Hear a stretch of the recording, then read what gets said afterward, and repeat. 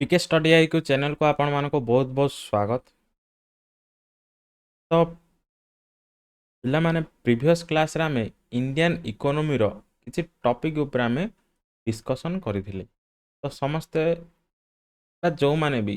देखि दैचंती आ जो माने देखि नाहंती से माने कोन करिवे प्रीवियस वीडियो को जागिरी फास्ट देखि दियंतु। कारण मु कहि छी आरो 3टा कि 4टा कि 5टा भी क्लास हे पारे हला। कारण टिके लंबा अछि आमे इकोनॉमी टा को पूरा पढुचंदी हला माने डिटेल आमे पढुचंदी कोन कोन अछि नेशनल इनकम बुझिला 5 ईयर प्लान्स बुझिला एगुडा जिनस आमे कोन करचंदी ना प्रीवियस ईयर क्लास रे सॉरी प्रीवियस क्लास रे आमे पढिचंदी। तो जो माने देखि नाहंती से माने प्रीवियस वीडियो जागिरी फास्ट देखि दियंतु। तो एटा आपन पे हेल्पफुल हे परिबो। ओके देखो आज रो टॉपिक हमर कोन रहिछि आमे पढि देथिले इनकम पर्यंत दुइरे पढिथिले कोन मॉनेटरी पॉलिसी भी पढिथिले। तो सेटा सरला पर आज अछि डिफरेंट टाइप ऑफ अनएम्प्लॉयमेंट जोटा कि मोस्टली कोन मु कहि छि इकोनॉमी रो जे कोनस टॉपिक रो आपन गोटे क्वेश्चन आसीबो। ओके देखो unemployment cone it is a situation in which people are ready and willing to work at the existing rate of wages but still they cannot get work माने कोन लोक ready ही अछन काम करिया पे किंतु काम पाउ नाहंदी ताको हमें कोन कहबा unemployment. Measurement unemployment and employment are done by NSSO. तो एम्प्लॉयमेंट और अनएम्प्लॉयमेंट रो मेजर किए करे ना एनसीसीओ हला एनएसएसओ फुल फ्रॉम बाटी की पीबे हला बुझला ना नहीं कारण पचारे national sample survey organisation. Okay ए वर्ड को मन रखिबे यार फुल फॉर्म आपन को फुल्ली मन रखियार अछि हला देखो। तो ये थिला आपन कोन अनएम्प्लॉयमेंट माने कोन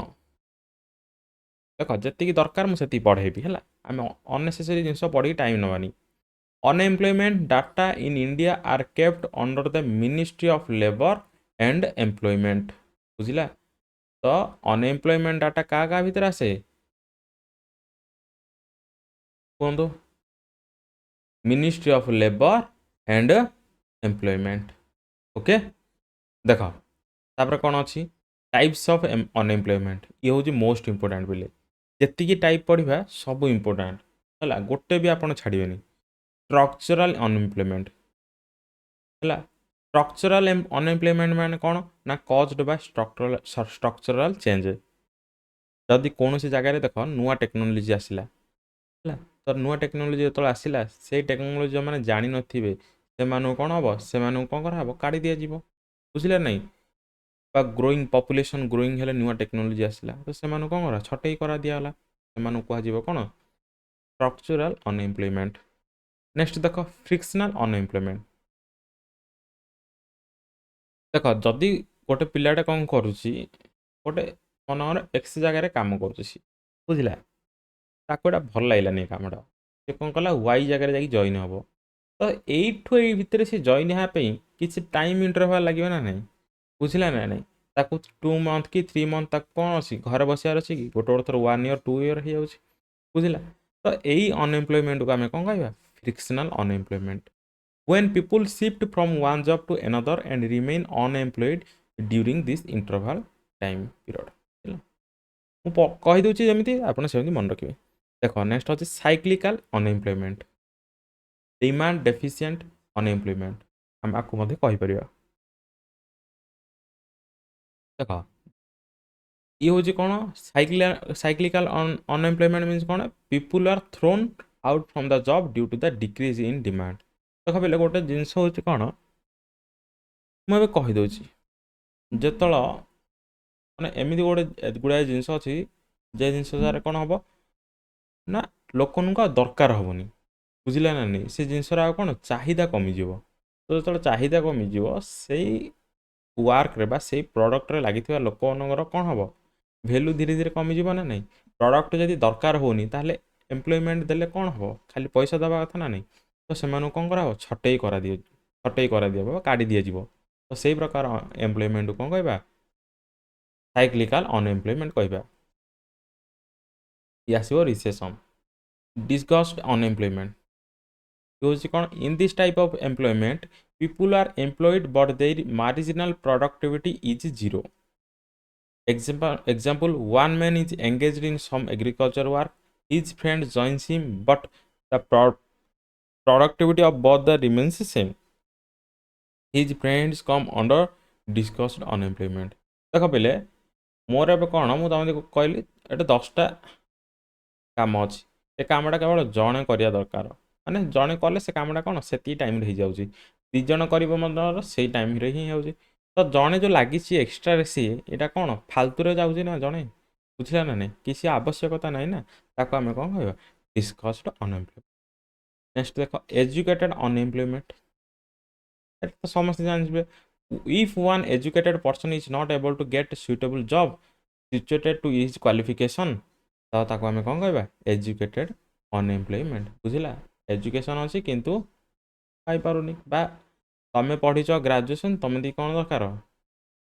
ହାୟର ଜବ୍ ଦରକାର ହେଲା, ବା ତମେ ଇଞ୍ଜିନିୟର, ତମେ କରିବ କ୍ଲର୍କର କାମ ହେଲା, ସିଏ ହେଉଛି କ'ଣ ଏଜୁକେଟେଡ୍, ମାନେ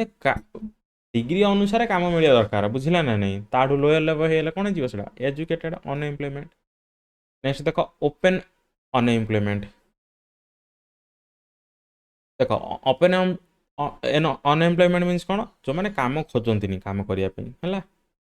এটা দুইটি যা কোণ হব স্কিল্ড আর অনস্কিল্ড পিপুল বি রহিব। অন্ডর এমপ্লয়মেন্ট কোণ এটা হব কোণ না when people obtain work but their efficiency and capability are not utilized at their optimum and they contribute to the production up to the limited level। ବୁଝିଲେ, ଯେଉଁମାନଙ୍କର କାମ କରିବା ଏଫିସିଏନ୍ସି ଅଛି, କ୍ୟାପାବିଲିଟି ଅଛି, କିନ୍ତୁ ସେମାନେ ୟୁଟିଲାଇଜ୍ କରନ୍ତିନି, ସେ ଜିନିଷଟା ହେଉଛି କ'ଣ ଅଣ୍ଡର ଅନଏମ୍ପ୍ଲୟମେଣ୍ଟ। ଭଲ୍ୟୁଣ୍ଟାରୀ ଅନଏମ୍ପ୍ଲୟମେଣ୍ଟ ମାନେ ଦେଖ କାମ ଅଛି ପିଲେ, ଜବ୍ ଆଭେଲେବଲ୍ ଅଛି, କିନ୍ତୁ ଜଣେ କ'ଣ କରୁଛି ଅଳସୁଆ, କରିବା ପାଇଁ ଇଚ୍ଛା ନାହିଁ, ତାକୁ ଆମେ କ'ଣ କହିବା ଭଲ୍ୟୁଣ୍ଟାରୀ ଅନଏମ୍ପ୍ଲୟମେଣ୍ଟ। ଆଇଡିଲ୍ ମିନ୍ସ କ'ଣ ଅଳସୁଆ ବା lazy. Lazy people have ancient property do not want to earn ହେଲା, ଯେଉଁମାନଙ୍କର ଧନ ସମ୍ପତ୍ତି ଅଛି ହେଲା, ପୂର୍ବଜଙ୍କ ସମ୍ପତ୍ତି ଅଛି, ସେମାନେ କ'ଣ କରନ୍ତି କ'ଣ ଖାଇ ପିଇକି ଶାନ୍ତିରେ ରହିବା, କାହିଁକି କାମ କରିବା ହେଲା, that is called voluntary unemployment. Next ଦେଖ ନ୍ୟାଚୁରାଲ ଅନଏମ୍ପ୍ଲୟମେଣ୍ଟ କ'ଣ 2 to 3% unemployment is considered natural and cannot be eliminated। Chronic unemployment କ'ଣ ଯଦି ଗୋଟେ ଲୋକ କ'ଣ ହେଲା ଗୋଟେ ଲଙ୍ଗ ଟର୍ମ ପର୍ଯ୍ୟନ୍ତ ଅନଏମ୍ପ୍ଲୟମେଣ୍ଟ ରହିଲା, ତାକୁ ଆମେ କ'ଣ କହିବା କ୍ରୋନିକ୍ ଅନଏମ୍ପ୍ଲୟମେଣ୍ଟ। ସିଜନାଲ ଦେଖ ସିଜନାଲ ତ ସମସ୍ତେ ଜାଣିଥିବ ପିଲେ, ୟାକୁ କ'ଣ ପଢ଼େଇବି ମୁଁ, ଫାର୍ମର୍ସଙ୍କ କଥା ଦିଅ, ତାଙ୍କେ 6 ମନ୍ଥ କ'ଣ କଲେ ଫାର୍ମିଂ କଲେ ଆଉ 6 ମନ୍ଥ ବସିଲେ, ବୁଝିଲା ନା ନାହିଁ, ମାନେ ଆମ ଦେଶର କୃଷି କାହା ଉପରେ ମନସୁନ୍ ଉପରେ ଡିପେଣ୍ଡେଣ୍ଟ ନା ନାହିଁ, ଆମେ ଦେଖିବା ଯଦି 100% ମନସୁନ୍ ଉପରେ ଡିପେଣ୍ଡେଣ୍ଟ ନା ନାହିଁ, ତ ତାକୁ ଆମେ କହିବା କ'ଣ ସିଜନାଲ ଅନଏମ୍ପ୍ଲୟମେଣ୍ଟ। ଦେଖ ତାପରେ ଇଏ ଥିଲା ଅନଏମ୍ପ୍ଲୟମେଣ୍ଟ। ଅନଏମ୍ପ୍ଲୟମେଣ୍ଟ ବାଟିକି ପିଇବେ ହେଲା, ମୁଁ କହିଛି କାରଣ ପଚାରେ question. Inflation and types and effects. Inflation କ'ଣ ପିଲା ଆମେ ଦେଖିବା ଆଜି। ଇନଫ୍ଲେସନ୍ ମୁଁ କହିଛି କ'ଣ ସର୍ଟଲି, ଆଜି ଆମେ ତାକୁ ଟିକେ ଭଲସେ ଦେଖିବା। ହଁ, the general rise in the price level of goods and services. The general rise in the price level of goods and service given of period of ଟାଇମ୍ରେ କ'ଣ ହେବ ଇନଫ୍ଲେସନ୍ ହେବ, ମାନେ ଗୋଟେ ଜିନିଷର ଦରଦାମ କମ ବୃଦ୍ଧି ହେଇଯିବ ହେଲା। ଓକେ, ଦେଖ କିଛି ନାହିଁ, ରେଟ୍ ଅଫ୍ ଇନଫ୍ଲେସନ୍ ଆମେ କେମିତି ବାହାର କରୁଛୁ ନା correct period price in index minus reference period price index divided by reference price period reference period price index into 100। Okay हाँ, आ गोटे जिन मन रखिए जो बेस इयरटा आम 2012 बोली मेजर करा जाए, आपको किसी मन रखा दरकार नहीं। टाइप्स ऑफ इन्फ्लेशन पचारे क्रीपिंग इन्फ्लेशन, जदि price rise at the very small rate, जदि प्राइस कौन हम धीरे धीरे बढ़े ताल ताको आमे कहबा क्रीपिंग इन्फ्लेशन। वॉकिंग और ट्रटिंग इन्फ्लेशन, जदि प्राइस राइज कौन हम मीडियम स्तर गला ताको आमे कौन कहबा वॉकिंग, आपन जेंति चालुचंदी हला। क्रीपिंग मीन्स कौन धीरे धीरे, वॉकिंग मीन्स कौन चालिबा। रनिंग इन्फ्लेशन कौन धाइबा, price rise at high rate हेले ताको आमे कहबा कौन running inflation. It affects the economy adversely, माने कौन इकोनोमी को ये प्रभावित करे। किंतु जदि आम वर्किंग इन्फ्लेशन देखा तो ये सिग्नाल दिए इकोनोमी की ना इन्फ्लेशन बढ़िबार अच्छी रे बापा। हाइपर इन्फ्लेशन और गैलोपिंग इन्फ्लेशन और रनवे इन्फ्लेशन माने घोड़ा भली दौड़िबा है। Price rise at very high rate means कौन घोड़ा जमी थाए सेमती ताको आम कह कौन हाइपर इन्फ्लेशन। तो या द्वारा कौन हम इकोनोमी रे पूरा कोलाप्स हो economy collapse of the economy. देख देख कौन अच्छी based on the cause demand pull inflation when inflation arises due to higher demand for goods and services over the limited supply माने कौन inflation good demand pull inflation means कौन demand अधिक अच्छी किंतु सप्लाई कौन लिमिटेड ताको आम कह demand pull inflation. Cost push inflation माने कौन when inflation arises due to higher input cost example raw material wages etc माने कौन इनपुट रॉ मटेरियल अधिक होगा पैसा मान जो मानक दि जाऊँगी है से दरमा अधिक होगा for goods and services over the limited supply बुझला ना सप्लाई कम हो किंतु इे रॉ मटेरियल दाम अधिक हो बुझला वेजेस से अधिक दिया होता आम कौन कह cost push inflation. Other definition deflation it is opposite to inflation means कौन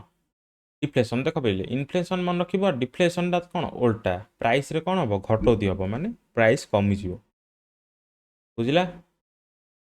the price index measured in negative बुझला नेगेटिव माने कमिज। स्टैगफ्लेशन माने when stagflation and inflation coexist in the economy ताको आम कौन कह स्टैगफ्लेशन। स्टैग्नेशन माने कौन no low national income growth and high unemployment means कौन स्टैग्नेशन माने कौन लो नेशनल इनकम रो कौन हम ग्रोटा धीरे रहिबो आउ एम्प्लॉयमेंट कौन हम हाई रहिबो ताको आम कहबा कौन stagnation. Disinflation when the rate of inflation is at a slower rate ताको आम कहबा डिसइन्फ्लेशन। ओके डेफिनेशन टिके लिखतु लिखिले ही मन रहिबो नहले किछि मन रहिबोनी खाली आसीबा पढ़ी जिवा से जिंस ऊपर रहिबो आपण जते शॉर्टली लिखि पारे सेते भलो एग्जांपल किछि दरकार नै मु कहू छला आपण खाली डेफिनेशन ऊपर फोकस करंतु। Reflation cone deliberate action of government to increase the rate of inflation to redeem the economy from a deflationary situation बुझला। देख नेक्स्ट देख कोर इन्फ्लेशन किसी दरकार नहीं आम आगू जावा कौन अच्छी measure to control inflation credit control जोड़ा कि आरबीआई द्वारा कौन करा जाए यूज करा जाए। इंक्रीज इन डायरेक्ट टैक्सेस कौन हम due to the increase in direct taxes people have less money available to them and low demand from them leads to lower price means कौन देख जन टैक्स लगा इनकम टैक्स लगे कौन मनर direct tax तुम दब गोटे तो से कौन हम मनीटा कौन हम कम रैक्सेस जब तुम अधिक दौच ताहले तुम मनीटा कौन सब कम ही रहा नहीं तो तुम कौन कर जिनसा किपर कि किणा इच्छा हेनी बुझे ना तुम डिमांड थे भी तुम से किणा इच्छा हेनी तो सहीटा कौन हम न किणर से जिनसर प्राइसटा कौन हम धीरे धीरे कमिज। Okay price control by fixing the maximum price limit by authorities तो प्राइस कौन हम फिक्स कराई नेक्स्ट कौन हम trade measures maintain proper supply in the economy by exports and imports of goods and services. Okay next देख कौन अच्छी poverty in India ये गोटे बढ़िया टॉपिक पोवर्टी इन इंडिया में कौन पढ़ा देख पोवर्टी मीन्स कौन पोवर्टी मीन्स कौन जदि जड़े मनीष गोटे सोसाइटी तार सी कौन कला बेसिक जिनस सी कौन फुलफिल कर पारानी कौन कौन खाद्य बासगृह वस्त्र ताको आम तो यही तीन टा तो अभाव है आम कहवा ना पोवर्टी एरिया से जाऊँगी बोली बुझला ना नहीं तो यही तीन टा जिनस रिक्रुटमेंट कर पारानी ताको आम कौन कहवा पोवर्टी बोली कहवा a condition in which section of society is unable to fulfil its basic necessities of life से जिनसटा ये से एक्सप्लेन कर दी प्रकार पोवर्टी गोटे एब्सोल्यूट आउ गोटे हूँ रिलेटिव पोवर्टी देख एब्सोल्यूट पोवर्टी कौन in this we calculate an aggregate value a figure expressing per capital consumer expenditure of the minimum quantity of commodities which are a necessity of life तो minimum required कौन सेटा को आम कौन कहबा absolute poverty देख जो मैंने कौन करती the population whose level of income और एक्सपेंडिचर इनकम और expenditure below the aggregate value है जी आमर दरकार ताठू जदि कम गला ताको आम कौन कहबा बीपीएल बा बिलो पोवर्टी लाइन देख it measures of poverty we express the number of poor as a proportion of the total population this measure also is known as the head count ratio किसी दरकार नहीं आगू आम बढ़ा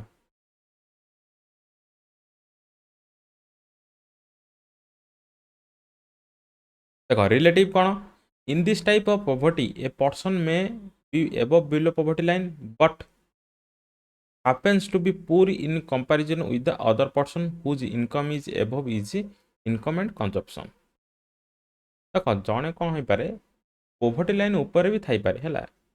below poverty माने BPL ऊपर थी पारे but happens to be poor in comparison with the other person whose income is above his income and consumption बुझला ना किंतु स्टार्ट जन जदि अधिक इनकम कर सी कौन हो पोवर्टी लाइन तलक आस कहब ना नहीं आम कौन कह रिलेटिव पोवर्टी तो ये कौन आसो ना पोवर्टी कैलकुलेशन इनकम और consumption distribution of the population in different percentile groups is estimated and compare them okay किसी दरकार नहीं आराम से देख आउ कौन कौन हो पार यहाँ कौन करे it provides inequality present among the total population माने यहाँ कौन इनइक्वालिटी दर्शाए देख पे जड़े 30,000 इनकम करुला जड़े जब 40,000 इनकम कला सुपरियर किए हो 40,000 वाला ना नहीं आम 30,000 वाला इनकम करुच्ची कंजप्शन करुच्ची किंतु 40,000 और 30,000 इनकम भितर इक्वालिटी रहा कि तो यहाँ गोटे कौन इनइक्वालिटी प्रेजेंट करे देख नेक्स्ट देख poverty estimation in independent India देख ये हूँ बढ़िया जिनस कम गले ये एग्जाम आसे डायरेक्ट ओके डॉक्टर वी.एम. दंदेकर एंड नीलनाथ रथ 1968 ରୁ 69 कौन मन रख जो पोवर्टी एस्टिमेशन करा जाए तार केमिति जड़े पोवर्टी लाइन रु केमिति बाहरी पारिबो बा ताको केते दरकार कौन से जिनस ये कराई देख डॉक्टर वी.एम. दंदेकर एंड नीलनाथ रथ अनुसार मिनिमम न्यूट्रिशन हूँ 2250 कैलोरी पर डे ताहले से कौन पोवर्टी लाइन उपरको आसीबो in rural money require to purchase the amount of nutrition देख रूराल एरिया रे कौन ना 170 टंका जन को वर्ष दरकार माने से अनुसार है लगी 1968 ରୁ 69 मसीहा कथा कहते लगी एबे कथा नहीं अर्बान रे 271 पर ईयर ये हूँ कौन डॉक्टर वी.एम. दंदेकर एंड नीलनाथ रथंकर एस्टिमेशन बुझला एमानकर अनुसार कैलोरी अनुसार माने करथिले माने एति कैलोरी दरकार जन को न्यूट्रिशन पाई मिनिमम न्यूट्रिशन पाई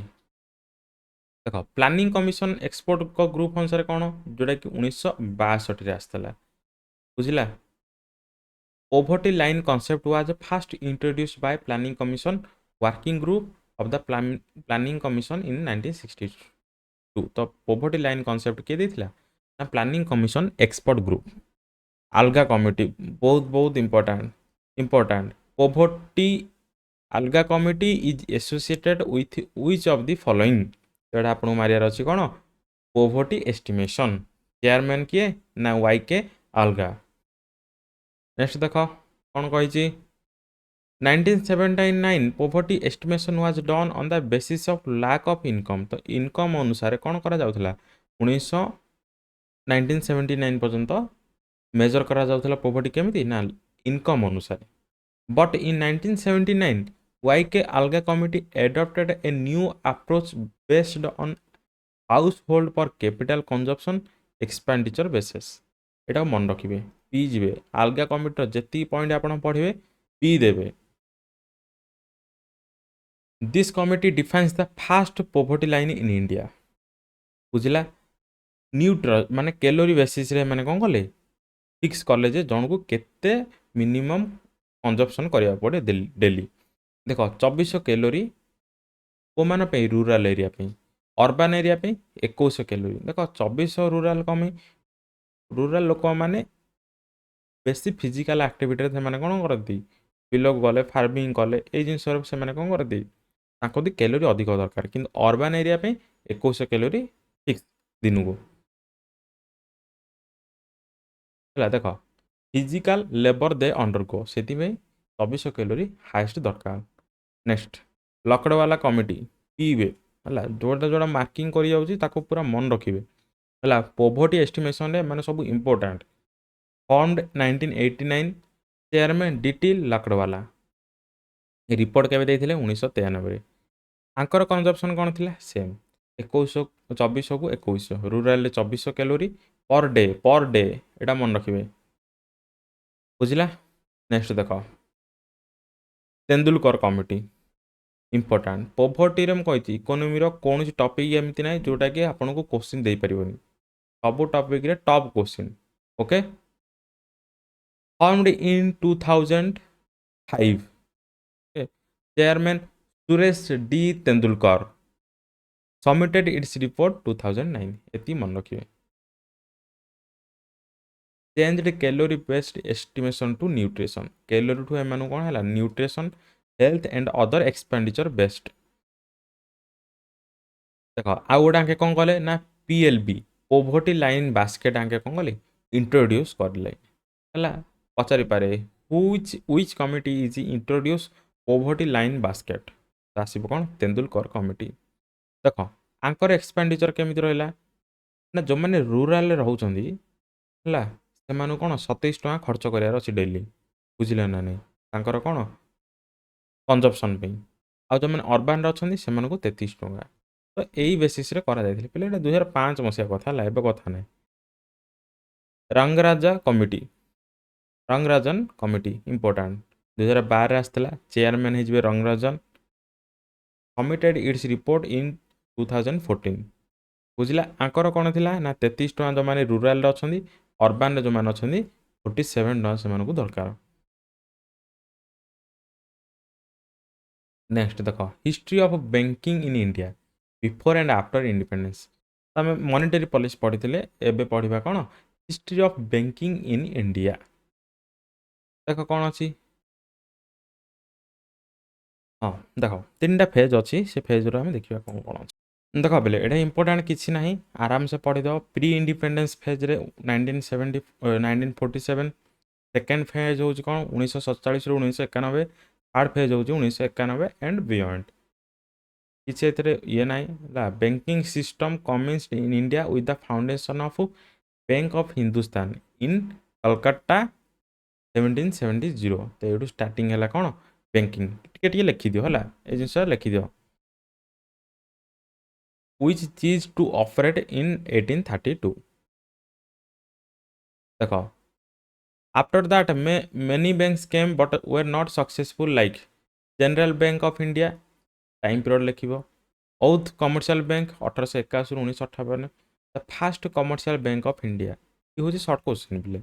औथ कमर्शियल बैंक जोटा कि first commercial bank of India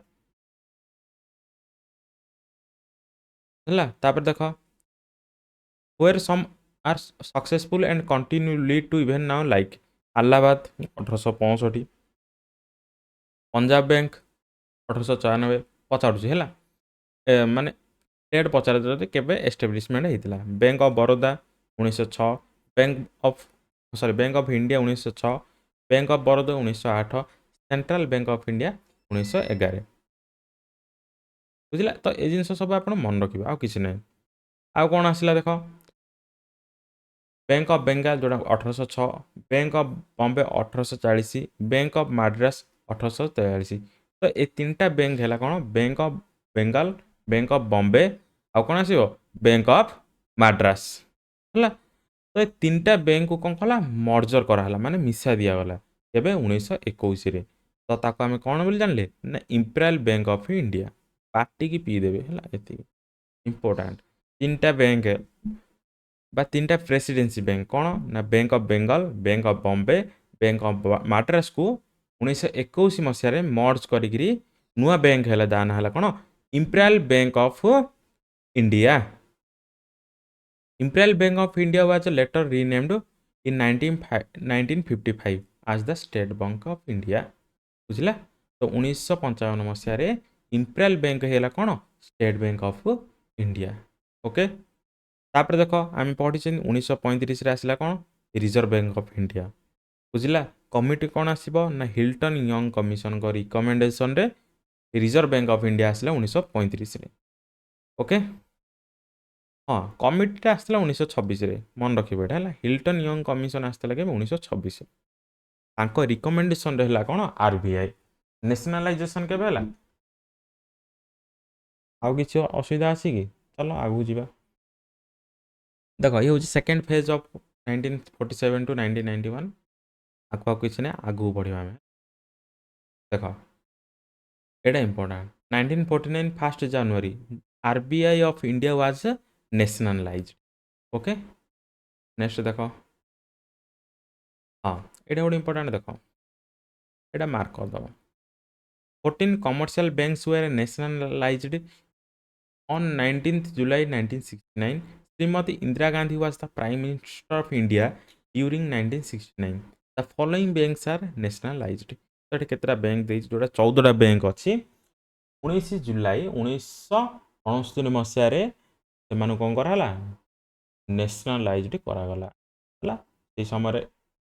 PM के थिले श्रीमती इंदिरा गांधी बैंक मन रखि पारिबो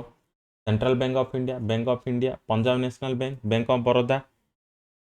United commercial bank Canara bank है नेक्स्ट देख कौन अच्छी Dena bank united bank syndicate Allahabad Indian union bank of India bank of Maharashtra and Indian overseas bank ये 14टा इंपोर्टाट तापर कौन आसला ना 1980 आउ थे कौन कराला ना 6टा कमर्शियल बैंक को कौन कराला नेशनलाइजेशन करागला से भितर कौन रहा Andhra bank corporation bank new bank of India oriental bank of commerce Punjab and Sind bank Vijaya bank बुझला देख ये टी कि सर्ट क्वेश्चन मुझे बारंबार कहूँ टे लेखि लेखि पढ़ आ जो मैंने लेखि देते कौन करेंगे रिवाइज कर पढ़े ओके से मानक बेस्ट हम on the recommendation of Narasimha committee regional rural bank were formed on October 2 1975 देख रीजनल रूरल बैंक के आसला ना अक्टोबर 2 1975 कमिटी कौन आसो आ सहित नरसिम्हा कमिटी ओके या मन रखिए तापर देख पे नाबार्ड आसला 1982 एक्जिम बैंक आसला 1982 एनएसबी आसला 1988 सिडबी आसला 1990 बुझला देख आउ कौन आसला थर्ड पेज 1991 एंड बियॉन्ड देखा कौन अच्छी इंपोर्टाट जिनस देखा आउ किसी एत जिन देखिपानी है हाँ देख ये आसला कौन कोटक महिंद्रा बैंक जोड़ा 2001 येस बैंक 2004 आसला तापर देख पॉइंट्स टू नोट है या आम पढ़ा कौन कौन अच्छी देख अलाहाबाद बैंक कौन आसला 1865 आसला तो ये हूँ सब कौन ना oldest public sector bank in India having branches all over India and serving the customers for the last 145 years तो अलाहाबाद बैंक हूँ कौन सब oldest public sector bank in India 1865 मसीह से आसला देख इंपीरियल बैंक कौन है 1955 सी है state bank of India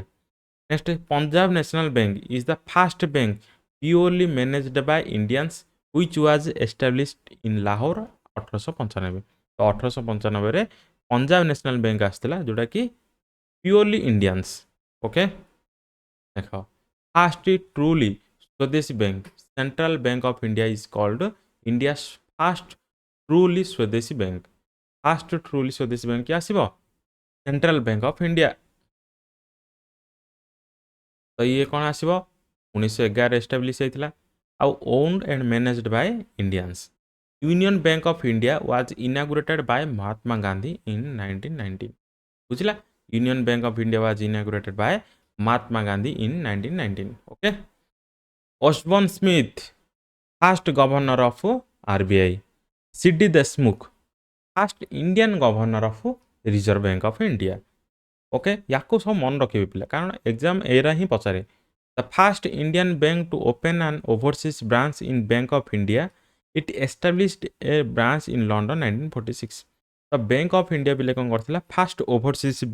branch खोली कोठे ना लंडन रे जोटा डेट आसीबो करबे 1946 रे।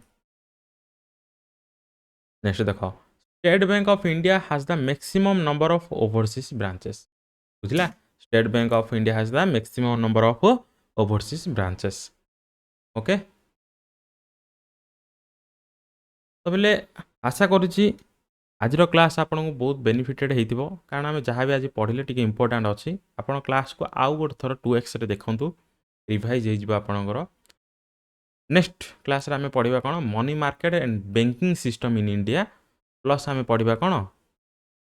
फर्दर टॉपिक जहाँ भी अच्छी आसो आमर से जिन आम देखा। तो आशा करुच्ची वीडियो आपको भल लगी जदि वीडियो भल लगी वीडियो को लाइक करेंगे चैनल को सब्सक्राइब करेंगे पुणी देखा नेक्स्ट क्लास रे।